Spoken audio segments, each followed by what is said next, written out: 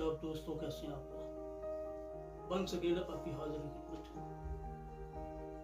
लोग क्या कहेंगे, ये वो घटिया सोच है जो इंसान के दिल से खुदा के खौफ को निकाल देती है। बिली ग्रैहम साहब ने कहा कि मैं 1 मिलियन लोगों को खुदा के कलाम सुनाऊंगा, तो लोगों ने कहा ये मुमकिन नहीं है।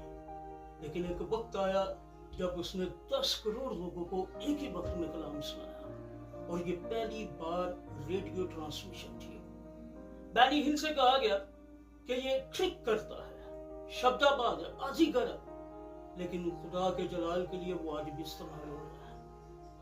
रेनर बोंके ने कहा कि मैं अफ्रीकन्स को कलाम सुनाने के लिए अफ्रीका में जाऊंगा। तो फिर किसी ने कहा कि फिर तुम्हें अफ्रीकन बनना पड़ेगा। उसने इस बात को इतना दिल से लगाया कि 30 साल तक घर वापस नहीं आया। लोग क्या कहेंगे, ये वो घटिया सोच है जो इंसान के दिल से खुदा के खौफ को निकाल देती है। God bless you all. दुआ में याद रखिएगा। पास्टर शादाब शौकत।